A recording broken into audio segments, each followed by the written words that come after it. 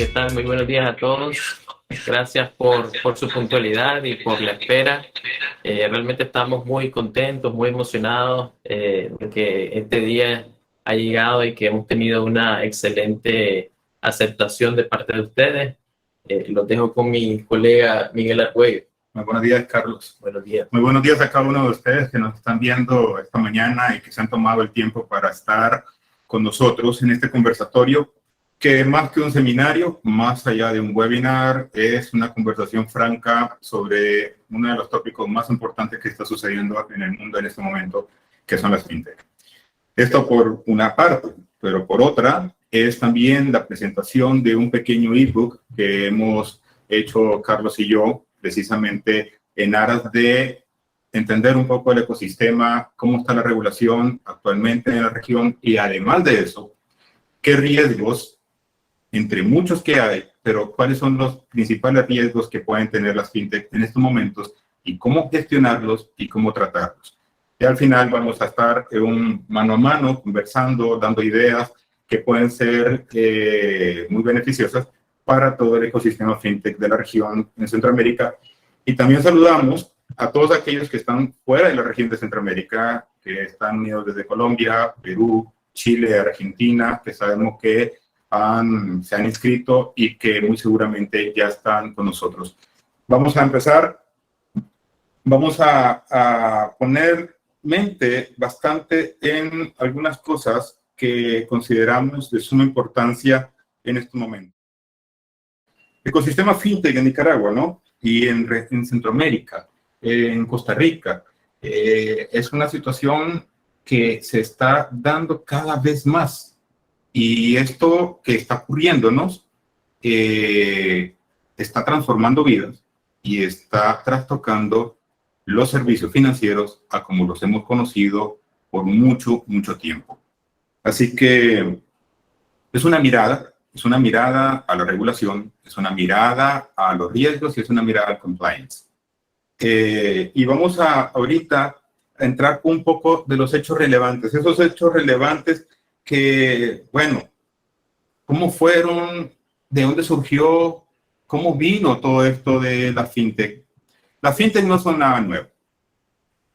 Todo lo que es tecnología financiera tiene muchos, pero muchos años de estar existiendo. Cada vez que hay una mejora en los servicios financieros, a través de la tecnología, ya se ha ido colocando en la evolución del desarrollo de servicios financieros per se. Entonces, pero vamos a ir los últimos 15 años, porque es importante poner un derrotero en todo esto. 2007, Kenia, África, M-Pesa, una fintech que, wow, ¿qué les puedo decir? A sus 10 años, en el 2017, para darles una cifra, nada más y nada menos que tenía 29.5 millones de usuarios, hacía 529 transacciones por segundo. Casi es un hito realmente por la cantidad para una aplicación que en su momento ni era una aplicación, era un mensaje de texto, cómo funcionaba. Correcto. 614 millones de transacciones al mes, 6.000 millones de transacciones en el 2016 tuvieron y opera en 10 países a sus 10 años en el 2017. Exactamente ahora opera un poco más de 12 a 14 países, están entrando y tiene más de 280.000 agentes que funcionan en el ecosistema de M-Pesa. M-Pesa fue una empresa bastante interesante y creo que es una de las que más da que hablar y de estudio realmente. Después vino Bitcoin, después empezamos con lo de Alibaba, este gigante asiático, la India metiéndose en el tema de las fintech, pero vinieron también ya después del 2014, como pueden ver en el pequeña evolución del tiempo, ya se transformó a la fintech 3.5 y es por eso que se le llama revolución fintech. No es porque esté revolucionando todo la banca, no, es que está revolucionándose ella misma y está evolucionando lo que son los servicios financieros a través de todas las plataformas tecnológicas.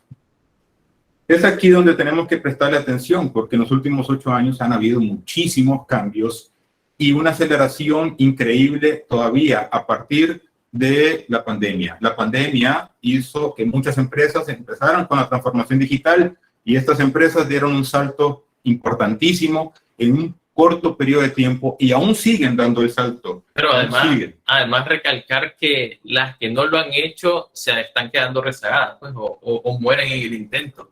Efectivamente, ya el tema de la digitalización y la transformación digital es un tema de vida o muerte para las empresas. Claro, claro, es que o estás o no estás. Y ahí vamos a ver dentro de poco uno de los grandes puntos de estudio, de análisis para todos aquellos que están en este mundo digital.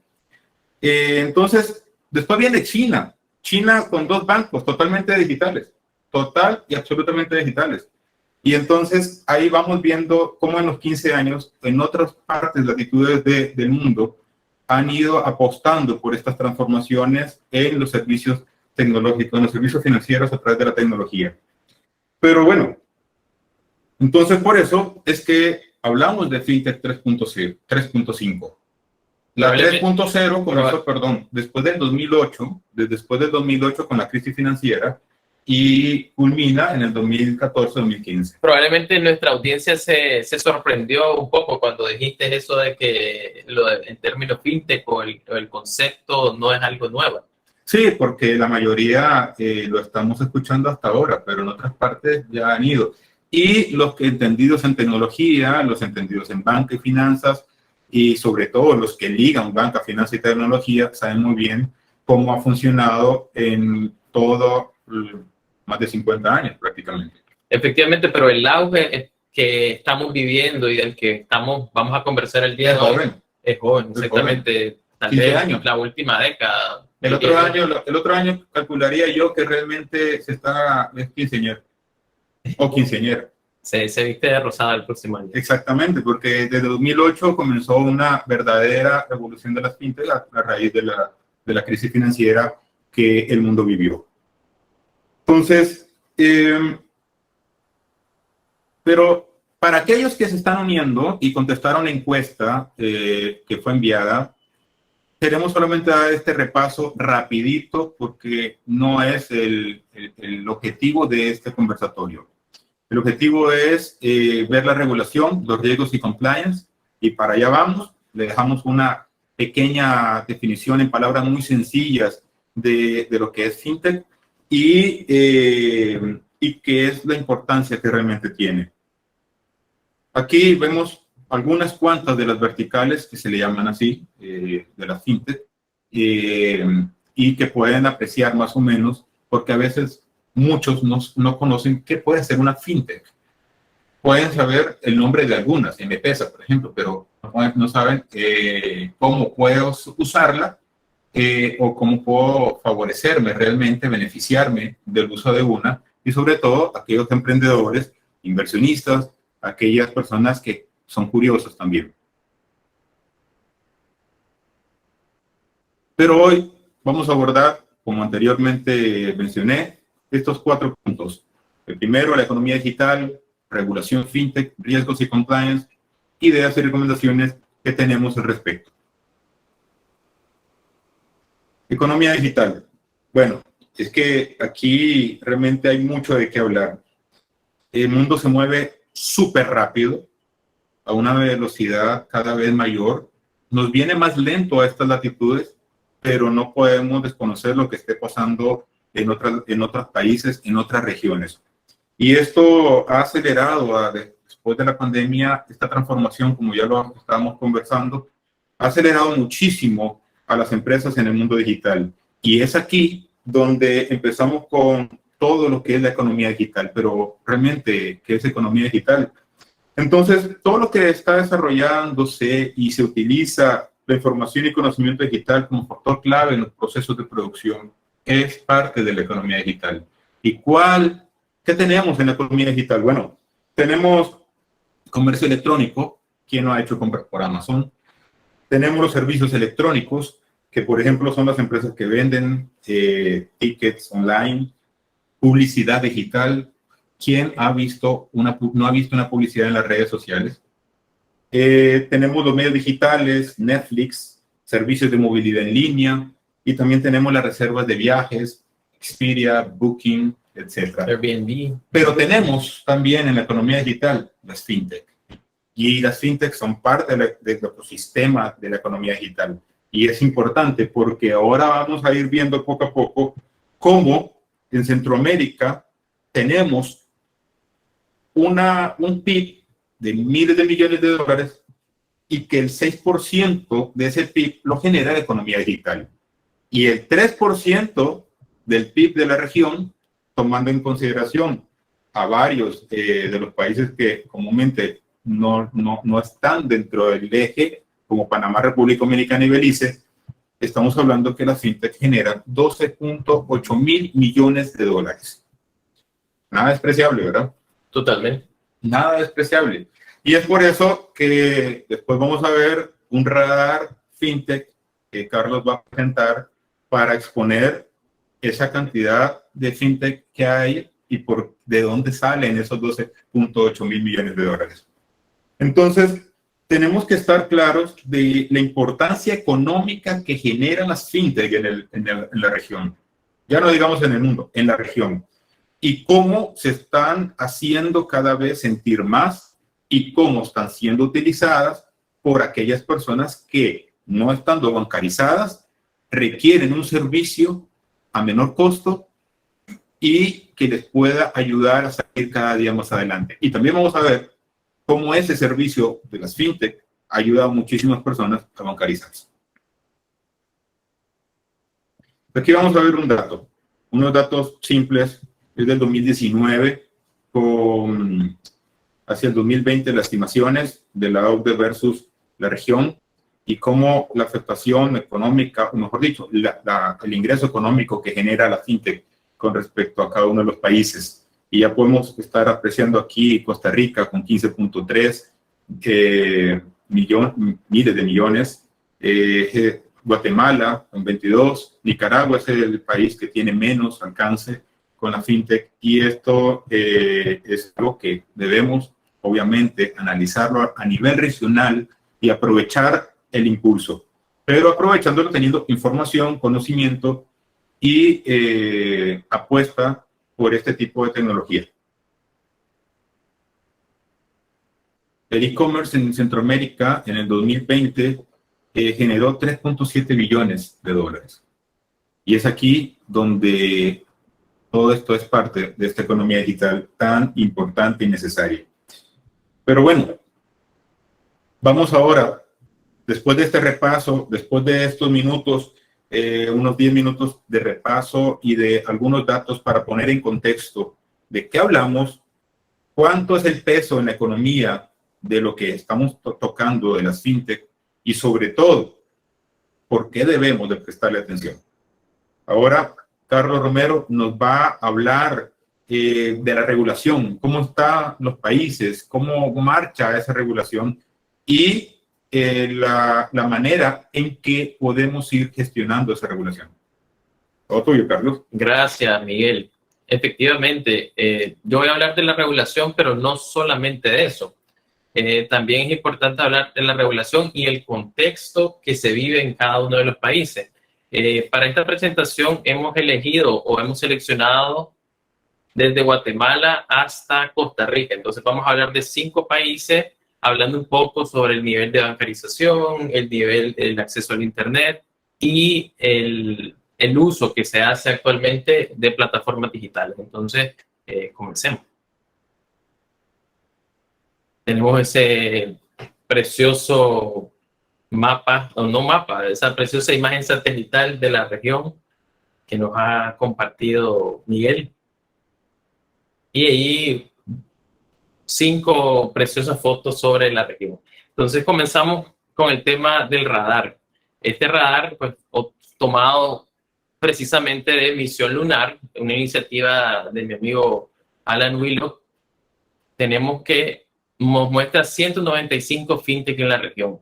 Hablábamos el otro día de que el peso no solamente en términos cualitativos, sino cuantitativos que tiene esta industria. Entonces, ahí vemos todas las verticales, como ha mencionado Miguel anteriormente, y el peso que tiene dentro de la región las fintechs que tiene Costa Rica y Guatemala. Son las dos economías de la región con mayor número de fintechs y obedece precisamente al ecosistema y a la apertura que ha tenido su gobierno al nivel de bancarización, a los niveles de digitalización, y precisamente de eso vamos a conversar el día de hoy.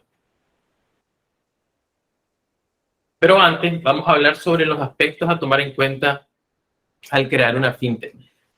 Esto va dirigido a los startups, founders, etcétera, o la gente que pretende incursionar en nuestra región. Y es básicamente uno de los aspectos que nosotros queremos dejar la espinita en nuestra audiencia sobre el hecho de qué tan buen mercado o qué tantas perspectivas tiene, qué tan fácil es incursionar en el mercado centroamericano. Entonces, hay 4 pilares fundamentales a la hora de incursionar en un mercado o de decidir, tomar la decisión de entrar.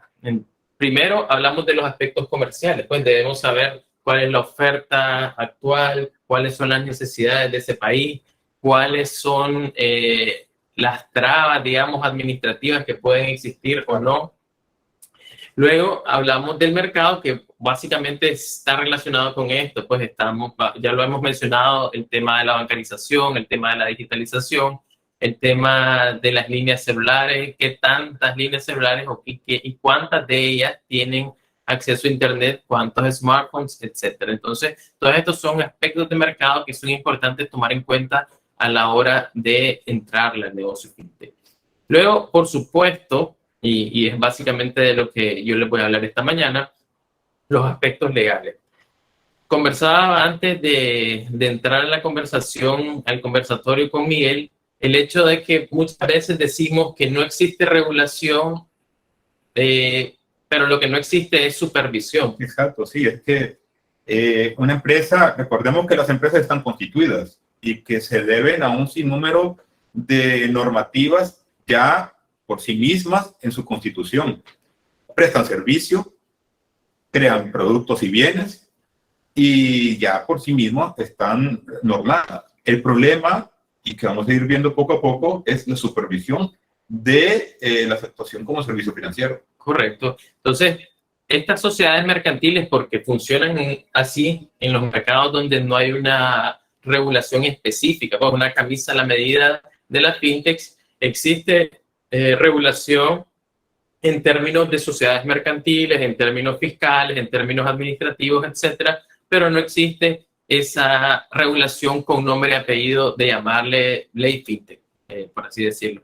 Y por último, también relacionado con esto, el tema fiscal. Pues al no existir una regulación o una ley específica, entonces a veces caemos en los vacíos legales en que no se sabe cómo debe tributar o qué debe pagar X, Y empresa de ese giro de negocio. Entonces, esos son los cuatro factores.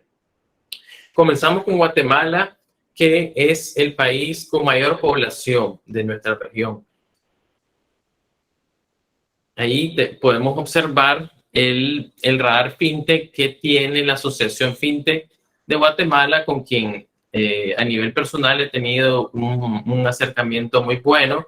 Ellos están haciendo un excelente trabajo para desarrollar el ecosistema y parte de eso es el hecho de que ya forman parte de mesas de trabajo con el gobierno, con el Banco Central de Guatemala, con la Superintendencia de Banco, y en conjunto están realizando proyectos y realizando iniciativas para fomentar y desarrollar ese ecosistema. Entonces, 47 fintech que están mapeadas por ellos, digamos, ese es el radar fintech de ellos, no es el de Misión Lunar, lo cual nos dice que efectivamente es un mercado muy dinámico. Entonces ya mencionábamos, digamos, en cada una de las diapositivas por países vamos a ir mencionando, digamos, aspectos importantes o hitos en la historia que han marcado o que marcan el desarrollo de esta industria. Entonces, ya mencionábamos, es importante siempre el hecho de que exista una asociación fintech porque la gremialidad, digamos, hace que tengas mayor peso ante el regulador Claro. o ante las instituciones del El Estado. famoso lobby. El famoso Correcto, lobby correcto. tan importante para poder darse a conocer y además buscar que las normativas sean coherentes. No es lo mismo que vaya Miguel Argüello a hablar con el Banco Central que llamamos un grupo y presentemos una iniciativa. Entonces, la Asociación FinTech de Guatemala, eso es lo que está haciendo. Bueno, para hablar un poco sobre la historia, en el año 2019, la Superintendencia de Bancos creó, ordenó o creó las condiciones para hacer un censo de todas estas instituciones que llamó de productos financieros innovadores. Entonces, creó este censo o llamó a las instituciones para que se registraran y a partir de eso crear un marco regulatorio acorde que pueda suplir o pueda estar acorde y desarrollar estas nuevas iniciativas. A la fecha todavía no existe ese cuerpo normativo, esa regulación específica, pero ya ellos tienen una mesa de innovación financiera, el Banco Central, como mencionaba, la Superintendencia, la Asociación FinTech, que coordinadamente está estructurando esos proyectos. Entonces, ya existe, de acuerdo a la información que nos ha brindado la Asociación FinTech de Guatemala, un proyecto de ley FinTech y un proyecto de ley de dinero electrónico. Otro elemento importante es que vamos a hablar, y en el ebook esté estructurado de esa manera, pues vamos a hablar sobre la regulación FinTech, pero específicamente hay un acápite para hablar también de la regulación de las criptomonedas o de los criptoactivos.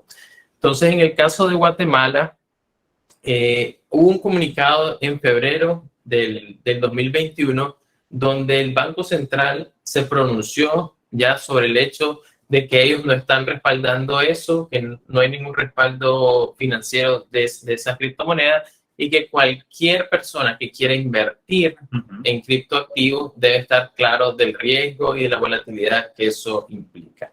Entonces, eso es básicamente el disclosure o la advertencia que siempre los bancos centrales hacen los reguladores, y de igual manera se establece esa misma advertencia, por así decirlo, en la ley FinTech de México. Entonces, claro, siempre es importante. Ese es un común denominador en la legislación. Correcto. La advertencia de que este es un producto financiero de alta volatilidad y por ende muy riesgoso, pues de alto riesgo. Entonces, esa es la realidad en Guatemala actualmente. El caso de Honduras es bastante similar, con la diferencia de que no tiene tantas fintech como en el caso de Guatemala. Es una economía significativamente más pequeña, un país más pobre, guardando la distancia, pues todos realmente tienen muchas similitudes, pero en el caso de Honduras y Guatemala pues tienen ese elemento poblacional y que los diferencia un poco. Entonces, en el caso de Honduras existe la Asociación FinTech de Honduras, que también forma parte de la Mesa de Innovación Financiera que ha creado el Banco Central de Honduras, la Comisión Nacional de Banco y Seguro, y todo dentro de ese marco, pues con la intención y el objetivo de poder crear un marco normativo y un cuerpo de leyes acordes a esta incipiente y pujante industria. Pues no solo es incipiente, sino que es pujante, como lo mencionaste al inicio. Y bueno, siguiendo esa misma línea, hablamos del tema de las criptomonedas. En las últimas semanas hemos visto que en las noticias que se han dado, el Bitcoin Valley, el tema de que en Roatán o las Islas de la Bahía también, que son zonas, por así decirlo, especiales de Honduras, que se puede pagar o se puede ya transaccionar con Bitcoin. Pero ¿hay cajeros electrónicos?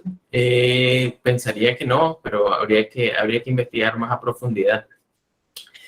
Bajo esta misma línea, bajo esta misma premisa, también en junio del 2021, el Banco Central de Honduras emitió un comunicado en el que establecía eso mismo, básicamente con otras palabras o palabras muy similares, el tema de Guatemala, que mencionaba de que el Banco Central de Honduras no está respaldando, no es una moneda de curso legal y que la gente que invierte en eso está desprotegida de cierta manera. Entonces, aunque vemos que hay zonas, digamos, que están apostando a esa inclusión en temas de monedas o criptoactivos, todavía el Banco Central de Honduras no ha sentado una posición más que esa, pues, de advertencia. Pero siempre advierte eso y dice que seguirá estudiando el caso para futuras legislaciones. Bueno, El Salvador es un caso bastante particular.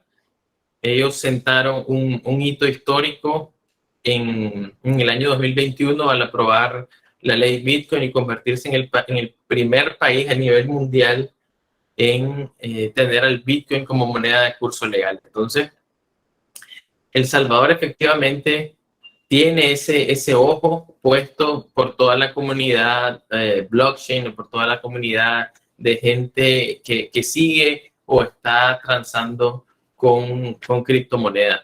Pero realmente hay elementos más importantes a destacar en el caso de El Salvador, y es el hecho de que ellos cuentan, todavía yo no he podido ver en otros países algo similar, ellos cuentan con una agenda digital de la década del 2020 al 2030, donde abordan todo el tema de la digitalización de las instituciones del Estado, digitalización del comercio, la firma electrónica, la factura electrónica, y hablan, obviamente, en uno de sus ejes del eje fintech y la regulación de las mismas.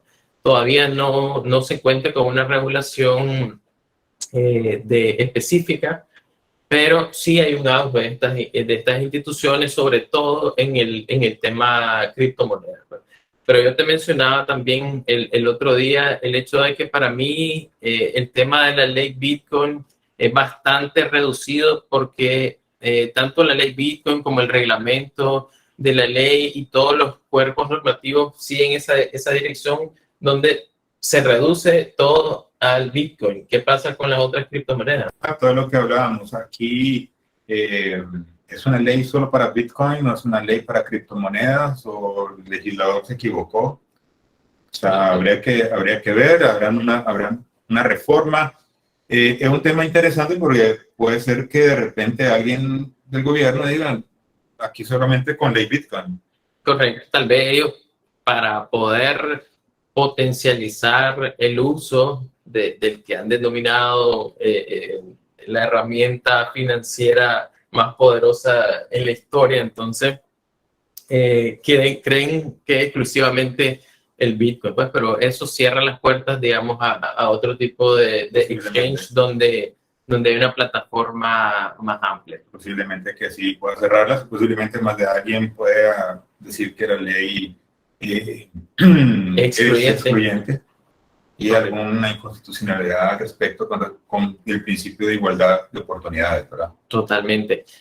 Al igual que en los otros países, El Salvador cuenta con una asociación fintech que se llama ASA Fintech, Asociación Salvadoreña de Fintech, que también forma parte de mesas de trabajo con las instituciones públicas y los legisladores para crear ese ecosistema favorable. Pues entonces mencionaba que también está la ley para facilitar la inclusión financiera, que es una ley del 2015. Desde el 2015 ya se hablaba en El Salvador de dinero electrónico, y esto como un mecanismo para incluir a los no bancarizados. Entonces, de esta forma podemos decir de que El Salvador es el primer país de la región en que desde hace unos cuantos años ha estado tocando el tema.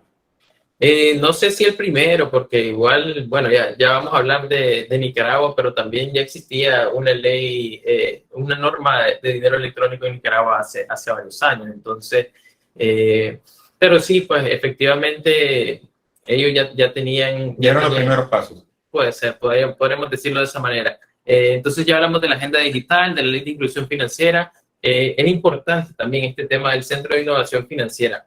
El Centro de Innovación Financiera es una iniciativa del Banco Interamericano de Desarrollo en conjunto con las entidades públicas, pues en este caso el Banco Central de El Salvador. surge como una iniciativa para fomentar estos proyectos, estas startups, iniciativas de innovación, ideas, productos financieros digitales, etcétera. Entonces, aunque no es vinculante, porque eso hay que destacarlo, sí es importante que existan estos centros de innovación financiera para fomentar como una guía para si Miguel Argüello quiere poner su fintech en El Salvador. Entonces, acude al Centro de Innovación Financiera, presenta su proyecto y le dicen que tan viable es, si hay un cuerpo normativo que lo regula, si no, qué guías debe seguir o cuál va a ser la ruta que debe seguir. Entonces, ese es básicamente el contexto que existe en El Salvador y obviamente su bandera es el tema Bitcoin.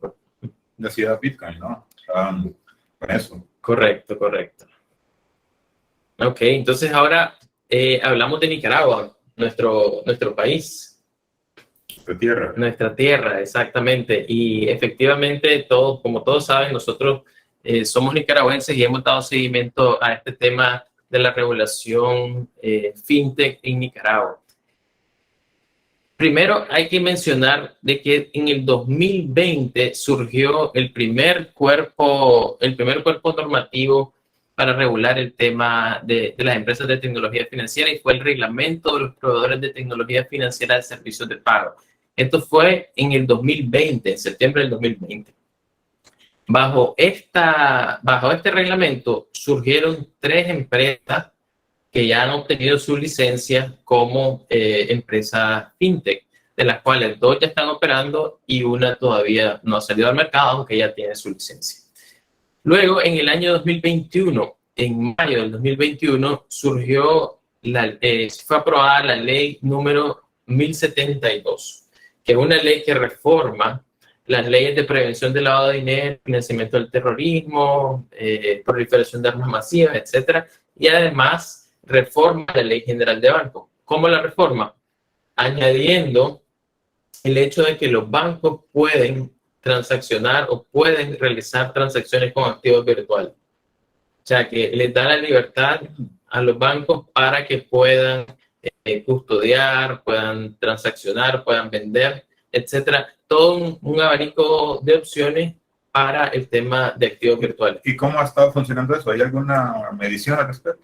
No, de momento ningún banco se ha aventurado a realizar operaciones con activos virtuales, pero la ley efectivamente lo permite. Pues. Entonces, otro dato interesante de esta ley 1072 es que en el cuerpo de la ley ya se mencionaban los proveedores de servicios de activos virtuales. Pues, al hablar o al dar apertura a la banca nacional para que puedan tratar y puedan trabajar con activos virtuales, también obviamente tenía que conceptualizar o definir a este tipo de proveedores, aunque no sean bancarios. Entonces, aun cuando el Banco Central en su primer reglamento de septiembre del 2020 solo hablaba de proveedores de servicios de pago, proveedores de tecnología financiera de servicios de pago, ya en la ley 1072 de mayo del 2021 ya se hablaba de los proveedores de servicios de activos virtuales. Y eso se incorporó luego en un reglamento de abril de este año, que es el reglamento de proveedores de tecnología financiera de servicios de pago y proveedores de servicios de activos virtuales. Este reglamento derogó el anterior y ya habla de esas 2 categorías. Pues ya hablábamos antes en tu introducción sobre el tema de las verticales. En el caso de Nicaragua, digamos, el regulador, que es el Banco Central en este caso, está hablando principalmente de 2 verticales. Una, servicios de pago y otra, proveedores de servicios de activos virtuales. Entonces, esos dos conceptos son los que... ¿Eso es excluyente también? ¿Generaría una exclusión a otros verticales que puedan haber de fintech? Creo que no. Y parte de eso es el hecho de que ya se ha filtrado un proyecto de ley de proveedores de tecnología financiera en el que además de esas 2 categorías surge la categoría de proveedores de intermediación y financiamiento. Okay. Ya en este caso no solamente entra en juego el Banco Central de Nicaragua, sino que entra en juego la Superintendencia de Banco, quien sería el regulador de esta fintech. Pues entonces, la superintendencia regularía a los bancos, financieras reguladas y los proveedores de tecnología financiera de intermediación y financiamiento. Entonces, esa es la realidad de Nicaragua. Siempre lo digo y no me canso de decirlo. Irónicamente, en el caso de Nicaragua, somos el país que tiene, digamos, la camisa a la medida en el tema fintech, pero somos el país con menos fintech y eso pues obedece a varios factores que no vamos a mencionar ahora. Vamos con Costa Rica, pura vida. Pura vida, pura vida. Sí, claro, bueno, primero, además, Miguel también es medio tico, entonces también se siente identificado. Ok, entonces en el caso de Costa Rica, pues es el país con mayor nivel de bancarización de la región. Veíamos las estadísticas el día de ayer y 8 de cada 10 costarricenses adultos tienen una cuenta bancaria. Y básicamente el 80% de la población tiene acceso a Internet. Me estabas diciendo que es una de los en Latinoamérica de que están en los primeros 5 lugares. Totalmente.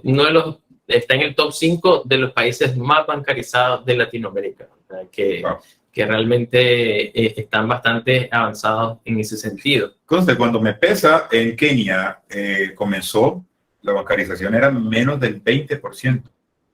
Se dice que los datos no eran tan fiables, pero se habla del 12 al 14% de bancarización. Sí. No, interesante ese caso por el hecho de que lograron hacer toda esa magnitud de empresa con SMS, pues no, ahora es impensable hablar de empresas de tecnología financiera que trabajen con teléfonos chiqueritos, como decimos en Nicaragua. Son los más baratos y a partir de mensajes de texto. Correcto. Bueno, en este caso hemos puesto el radar fintech de Costa Rica, específicamente delimitando las verticales. En términos generales, las fintechs en la región, y yo pensaría que en el mundo también, prevalecen siempre las fintech de medios de pago. Y ahí está demostrado en el caso de Costa Rica, que es el mercado más maduro en términos de la industria, con un 50% de fintechs en esas verticales de pago. Pues entonces, probablemente es una necesidad que tenemos todos, pues, de poder realizar pagos de manera más fácil, transferir dinero, captar pagos, recibir pagos con tarjeta de crédito y débito, etcétera. Entonces, efectivamente, eso se ve reflejado, la necesidad que existe en el mercado se ve reflejado en esa oferta que están dando las fintechs a la región. Interesante. O sea, es que son 55. Sí, son sí, más sí. apreciables, son 55. Conozco algunas de ellas, y estoy tratando de probar un par de ellas, te cuento. Excelente. Se digo porque es importante para ir conociendo cómo es la operación. Por supuesto. Ok, entonces, en el caso de Costa Rica, está la Asociación FinTech de Centroamérica y el Caribe, que aunque tiene el nombre de toda la región y su filosofía, me parece, ha sido la de poder aglutinar a todas las FinTech de la región, y en efecto, pues esa es su filosofía al tener ese nombre, pero la realidad es que el 90% de las FinTechs que están en la asociación son de Costa Rica. Entonces, por eso la he puesto como parte del ecosistema y el contexto tico en este tema de la industria FinTech de Centroamérica. Ellos también tienen, hace poco, creo que este año, el Centro de Innovación Financiera, que, como mencionaba anteriormente, es una iniciativa del Banco Interamericano de Desarrollo con el Banco Central de Costa Rica y la SUGEF, que es la superintendencia, el equivalente a la superintendencia de banco de nuestros países. Es la que supervisa las instituciones financieras, las entidades financieras. Correcto. Entonces, en el caso de Costa Rica, tampoco se cuenta con un reglamento, norma, ley para regular la fintech de manera expresa. Pero como mencionábamos, estas operan como sociedades mercantiles. Y el único tema bajo el cual, digamos, tienen que cumplir normativa es en el tema de KYC, en el tema de prevención del lavado de dinero, que son temas de los cuales nos va a conversar Miguel más adelante. En diciembre del año 2021 se introdujo en la Asamblea Legislativa de Costa Rica una iniciativa, un proyecto de ley de reforma a la ley número 7786 o 7786, en el cual se va a tratar de incorporar, o se propone incorporar a los proveedores de servicios de activos virtuales como sujetos obligados dentro de los órganos que regulan este tema de prevención de lavado, financiamiento del terrorismo, etcétera. Entonces, básicamente ese es el tema crucial o el tema donde se está regulando la fintech, básicamente es prevenir, digamos, que tu dinero no sea usado para actividades ilícitas. Y es que es un tema de riesgo, ¿verdad? Es un tema incluso de compliance, como lo vamos a ver de pasadita dentro de poco. Exacto. Entonces, bueno, ahí esa es básicamente la mirada, una pincelada general sobre el tema de la regulación y el contexto de la fintech desde Guatemala hasta Costa Rica. Sí, es que hay que ver algo. Esto de fintech se divide o se descompone en un sinnúmero de elementos, todos valiosos. La parte regulatoria, al no ser tan presente porque todavía no existe una normativa especial, una ley especial, entonces es difícil realmente cómo cuadrar, porque las empresas al final se constituyen como tales, prestan un servicio, y ahí empiezan a encontrarse con los escollos o los derroteros que hay que ver y analizar y saltar. Pero en todo esto es donde empiezan los principales riesgos que en el análisis que hemos creado un poquito vamos a ver. Habrán más riesgos, porque el mundo de los riesgos es súper amplio. Nos da información que a veces no nos gusta, pero que es muy, muy valiosa. Debido a eso, podemos evitar un percance, evitar que ocurra un impacto o demasiado alto y muy probable, o que aunque no sea probable, el hecho que ocurra puede ser demasiado enorme, puede ser enorme. Entonces, hay un mundo totalmente en el tema de los riesgos que debe ser visto y con lupa a veces, sobre todo en estos ambientes tecnológicos.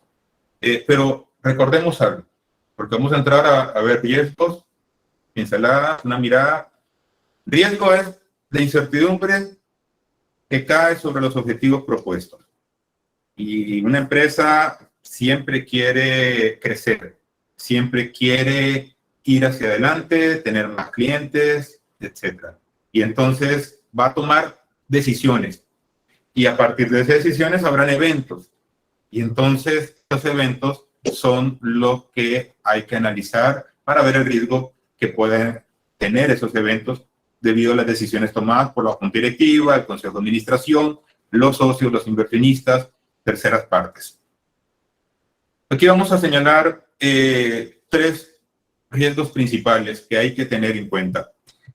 El primero es el riesgo legal. En el riesgo legal vamos a encontrar la parte de legislación, la falta de normas o aquellas normas que pueden frenar el avance tecnológico incluso de las fintech. Hay que prestarle ojo porque eso puede ocurrir.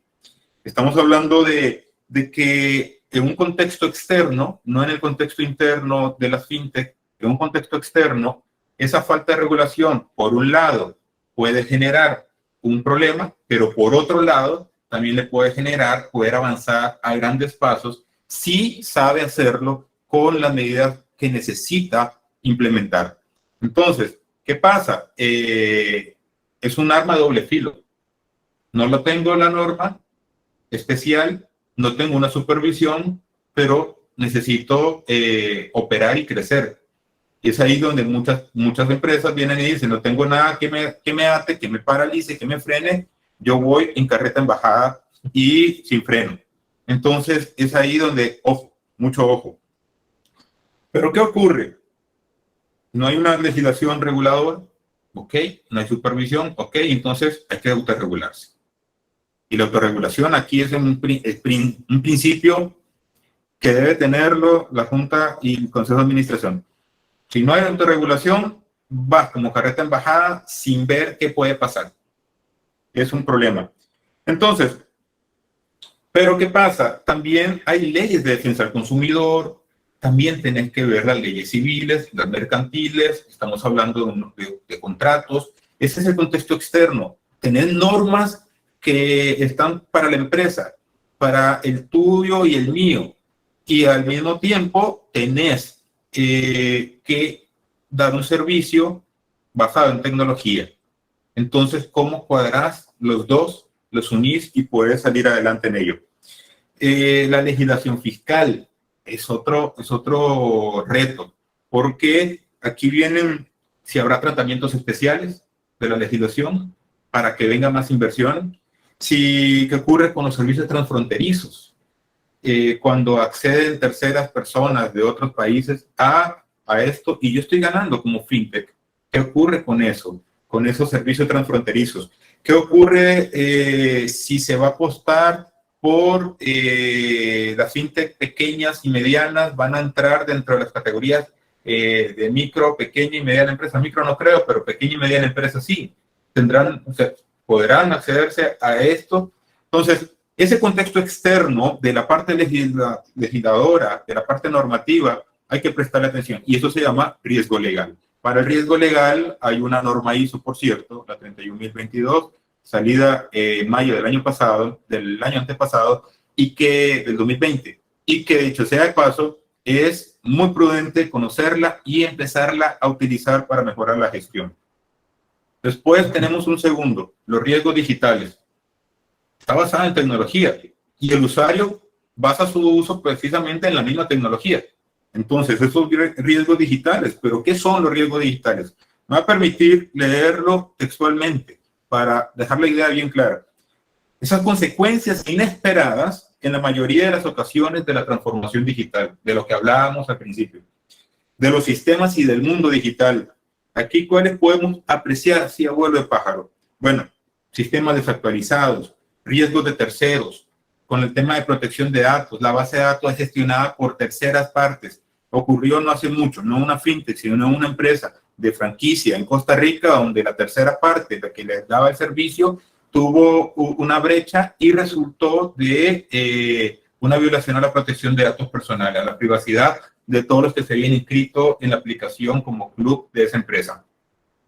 Los ciberdelitos están a la orden del día. Ya vimos lo que pasó en Costa Rica. Grupo Conti hizo desastres y aún se sigue recuperando. La parte de obsolescencia tecnológica.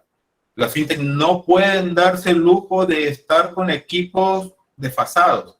Necesitan siempre estar a la vanguardia. Y aunque son los costos muy bajos con respecto a la banca tradicional, debemos de saber que la inversión tecnológica tiene que realizarse. Y en algunos casos, aunque ha bajado, en otros no siempre es lo más barato. Pero, y el último de todos, que hablamos cuando veíamos los riesgos de terceros, es la protección y privacidad de los datos personales. Empiezan a crear una base de datos increíble, ya vimos, me pesa cuántos millones de personas son, y ahí es donde hay que proteger, clasificar los datos, saber manejar la base de datos, y sobre todo conocer al cliente, porque esa parte de conocer a tu cliente y poder clasificar los tipos de clientes también te va a dar la oportunidad de decir cuáles son los clientes de alto riesgo y cuáles no son clientes de alto riesgo. Después, el último es el riesgo estratégico. Bueno, ¿y qué ponemos por estrategia? Es todo potencial disruptivo y que provoca un daño inimaginable en los objetivos de mediano y largo plazo. No me va a causar un problema hoy, porque la táctica y la técnica me pueden ayudar en el día a día, pero hacia futuro sí. Y aquí venimos, ¿cuáles son los que pueden ver en Centroamérica? Mira, las regulaciones. No sabemos qué regulaciones van a estar emitiéndose. Pues lo cierto es que van a venir en el mediano plazo, de aquí a 3 años. Y hay que estar preparados, por supuesto. Los riesgos políticos.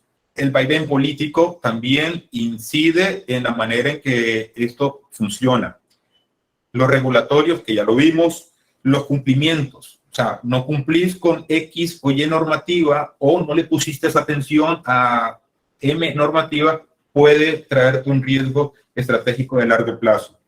Los riesgos tecnológicos, la economía mundial incluso, y aquellas que están vinculadas a las criptomonedas, el riesgo de moneda digital que muchos gestores de riesgo ya están poniendo entre sus informes. Ese riesgo es importantísimo saber manejarlo. El Bitcoin ha caído un montón, ya lo sabemos, pero hay otras monedas, otras criptomonedas un poco más estables y que deben de ser analizadas en su contexto. Pero, ¿cómo logramos, Carlos, cómo logramos gestionar y tratar esto?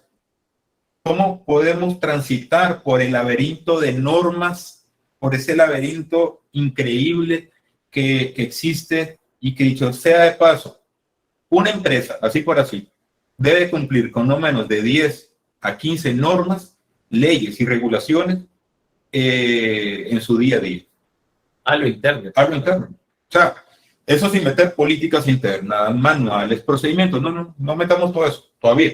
Pero ese laberinto de normas necesita que se crea un paraguas legal, un paraguas de cumplimiento. Y es aquí donde los programas de compliance pueden hacer muchísimo, no solo muchísimo, ayudar a escalar la empresa, porque hay varias de las cosas que se necesitan saber en tema de esto.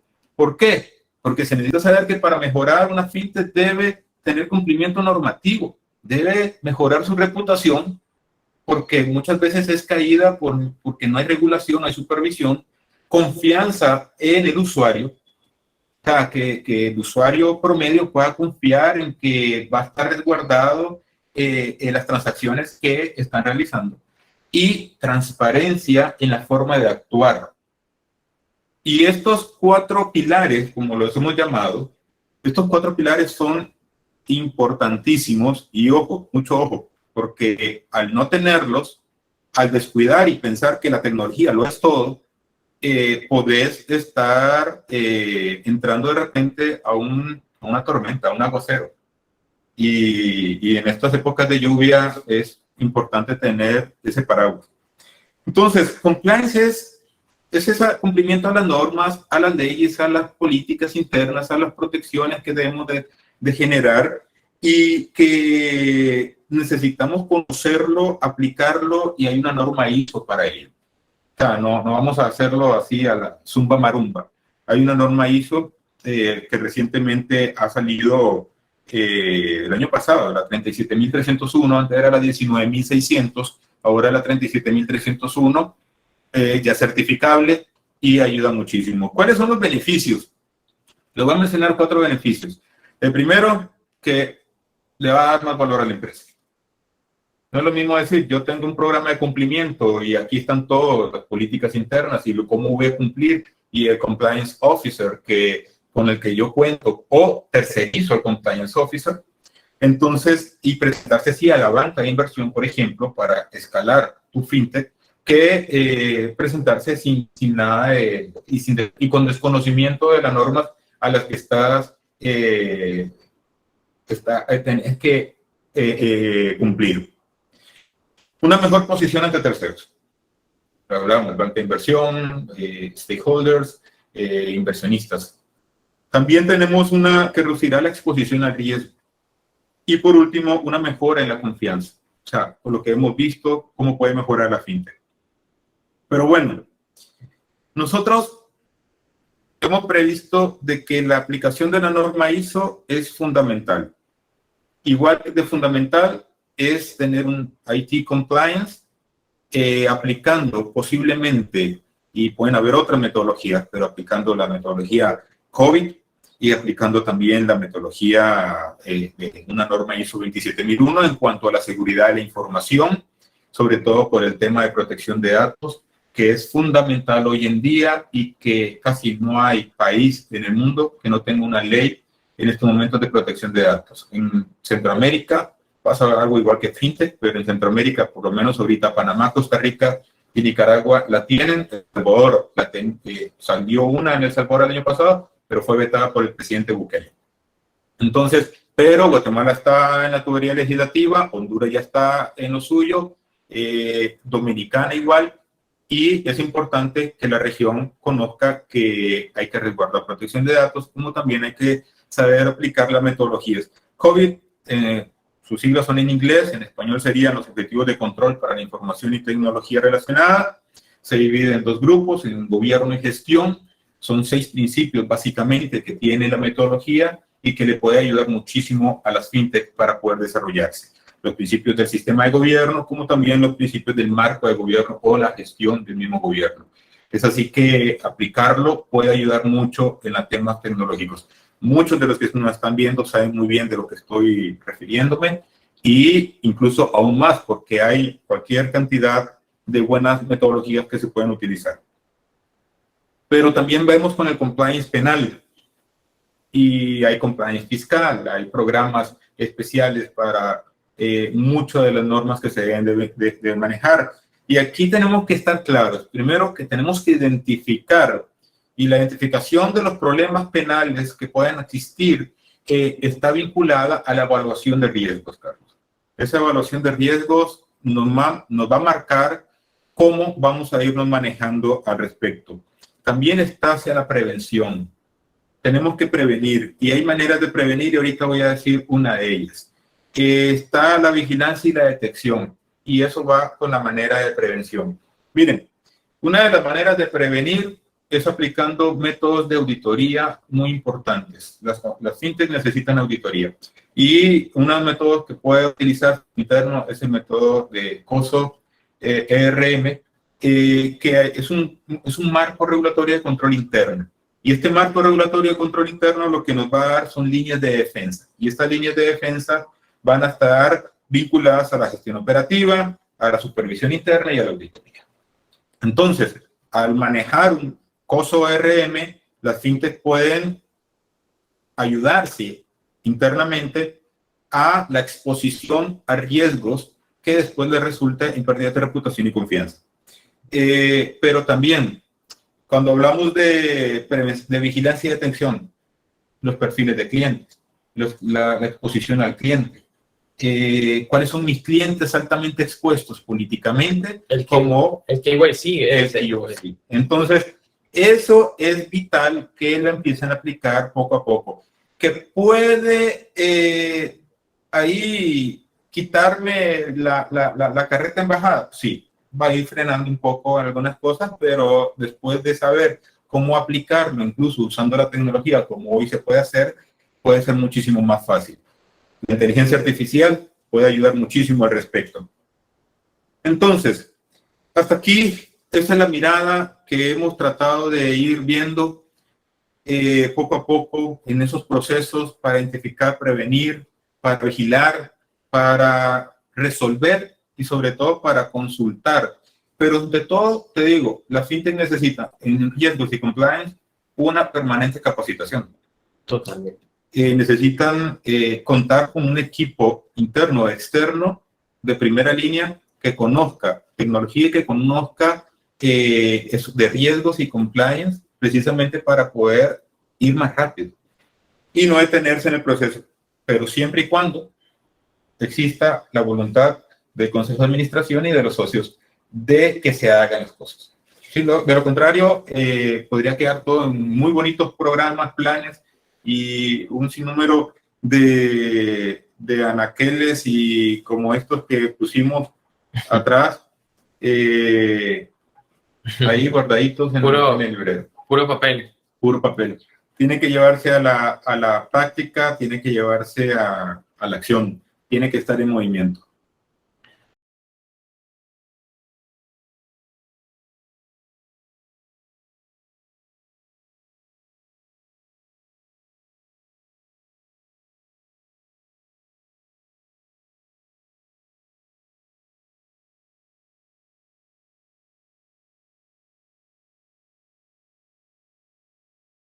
Señores, realmente hay más de 30 personas y estamos totalmente invitándolos a alguna idea o alguna pregunta que tengan al respecto, con mucho gusto estamos aquí para comunicarnos unos 5 minutos más.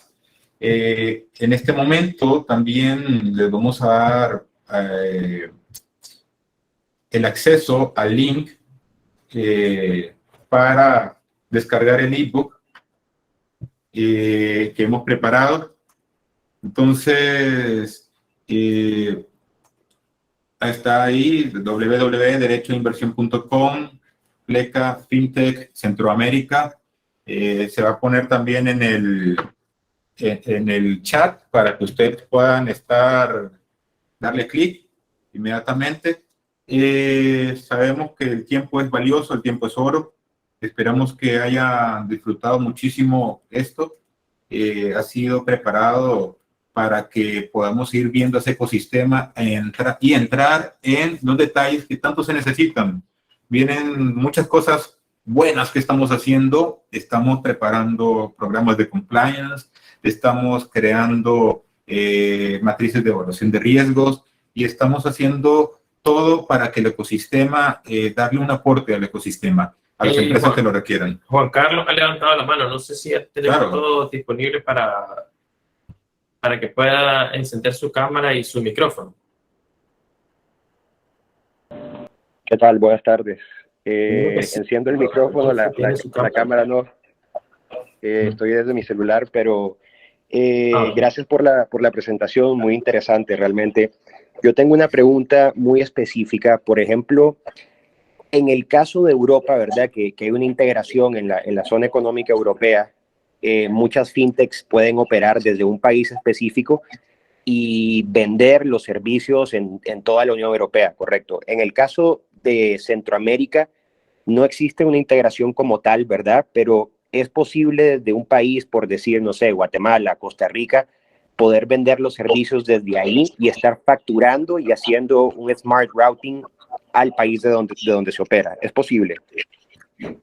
Muy seguro que sí. Acuérdate que las legislaciones en Centroamérica permiten la parte fiscal de exportación de servicios. En todo caso, estaría bastante vinculado a la exportación de tus servicios de un país a otro.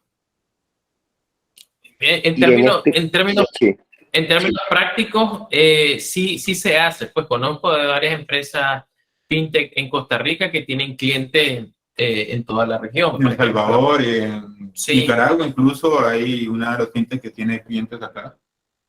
Sí, entonces en términos prácticos sí, pero por ejemplo, digamos, el hecho de que la legislación nicaragüense, al menos, que es la única que está más formada, más estructurada específicamente para eso, te dice que para constituirte como fintech tenés que crear tu sociedad mercantil y luego acudir ante el regulador para que te des una licencia. Entonces, eso limita, digamos, de alguna manera el hecho de que una empresa en Costa Rica, una empresa en El Salvador, Honduras, Guatemala, pueda brindar servicios a los nicaragüenses pues, desde su país. Específicamente hablando de Nicaragua, correcto, pero en el caso del resto de países, sí se podría. Igual, en la práctica sí, con la tecnología implementada y legislativamente, normativamente, estarías exportando servicios de un país a otro. Perfecto, gracias. Con gusto. Totalmente.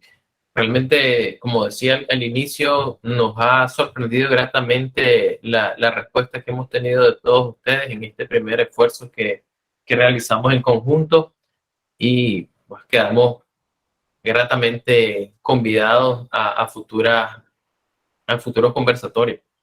Entonces, únicamente por mi parte, agradecerles a todos por la presencia y por la oportunidad de transmitirles esto. Muchísimas gracias. Ahí están nuestros contactos, están los QR, le pueden tomar una foto, un screenshot y después le pueden acceder a ellos y van a estar directamente vinculados. Si no, también vamos a mandarles un correo electrónico a cada uno de los que han estado y obviamente ahí van a estar nuestros contactos también. Muchísimas gracias a todos. Espero que pasen un feliz jueves y un gran fin de semana que se aproxima. Nos vamos a ver pronto, así que esperen la próxima porque viene ya con menos mirada y más entrando a los análisis que tanto se necesitan en los temas de fintech. Muchísimas gracias. Hasta pronto. Gracias. Un placer verlos y saludos.